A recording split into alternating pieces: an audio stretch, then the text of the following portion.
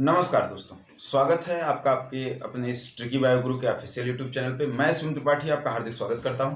दोस्तों, इस कड़ी को आगे बढ़ाते हुए आज हम आपको लेकर चलेंगे भारत के कुछ बेहतरीन और सुप्रसिद्ध वैज्ञानिकों के बारे में जानकारी साझा करने के लिए।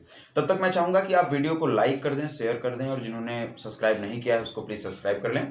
तो चलिए शुरू करते हैं कि आज की व्यवस्था क्या है। दोस्तों, क्या आप जानते हैं कि हमारे भारत में भारतीय ब्रायोफाइटा विज्ञान के जो जनक हैं वो प्रोफेसर एसआर कश्यप हैं। जी हाँ, ब्रायोफाइटा असल बात एक तरह के पौधे होते हैं जो कि जल और जमीन यानी उनको ऐसी कंडीशन चाहिए जहाँ पर भूमि भी उपलब्ध हो और पानी भी। तो इन्हें हम पादप जगत का उभयचर भी कहते हैं।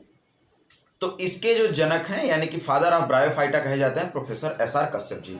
इसी तरीके से अपने जो है अगर सुना हो सुनहरी मछलियाँ, आपने एक्वेरियम बनाया होगा, आपके घरों में एक्वेरियम होगा जहाँ पे मछली पालन होता है, मछली एक शीशे में कैद रहती है। तो वहाँ पर आपने देखा होगा मछलियों के कलर में सुनहरे कलर की मछली जो होती है उसकी खोज भारतीय मूल के वैज्ञानिक ने ही यानी कि अजय सोनकर नामक वैज्ञानिक ने की थी। जी हाँ, अजय सोनकर जो कि जो है इलाहाबाद से संबंधित रहे हैं। तो वो उन्होंने सुनहरी मछलियों की खोज की थी। दोस्तों, अगर इसी क्रम में हम और जीव वैज्ञानिकों के बारे में बात करें तो आपने जेसी बोस यानी जगदीश चंद्र बसु कहीं कहीं पर लिखा होता है, तो जगदीश चंद्र बसु का नाम जो है सुना होगा।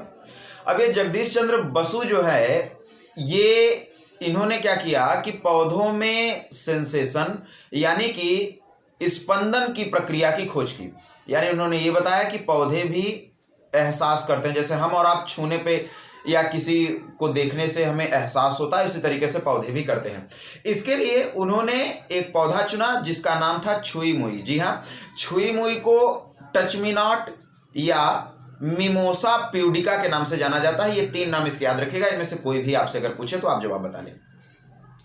दोस्तों, तो इसके जनक जो है जगदीश चंद्र बसु हैं। इन्हीं के ध्यान रखिएगा कि नाम पर इन्हीं की स्मृति में जब इनकी डेथ हो गई तो इनकी स्मृति में बोस इंस्टीट्यूट बनाया गया है और ये आपका कलकत्ता में स्थित है। जी हाँ, बोस इंस्टीट्यूट आपके कलकत्ता में स्थित है। अगर आपको कलकत्ता जाने का कभी मौका मिले तो आप बोस इंस्टीट्यूट जाएं और वहाँ के बारे में देखें। दोस्तों, अगर हम आगे की बात करें तो एक साइंटिस्ट हैं भारतीय मूल के ही जिनका नाम है प्रोफेसर पंचानन माहेश्वरी। जी हाँ, पी माहेश्वरी। पंचानन माहेश्वरी ने पौधों में भ्रूण के बारे में अध्ययन किया और इन्हें फादर ऑफ एम्ब्रियोलॉजी या भ्रूण विज्ञान का पिता कहा जाता है।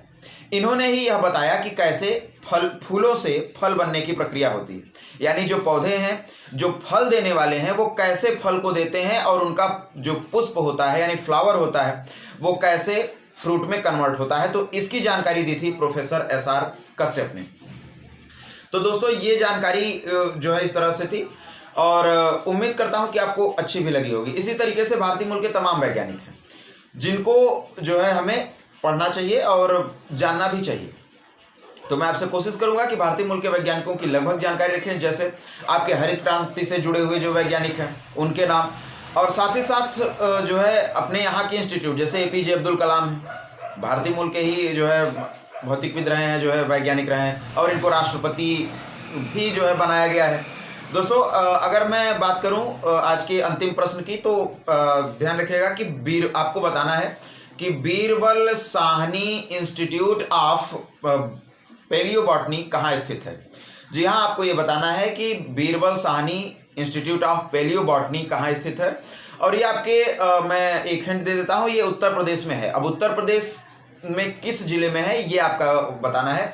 तो चलिए, तब तक के लिए धन्यवाद। मिलते हैं अगली वाली वीडियो में। Thanks for watching tricky bio Guru with Shivam Tripathi. तब तक के लिए जय हिंद, जय भारत।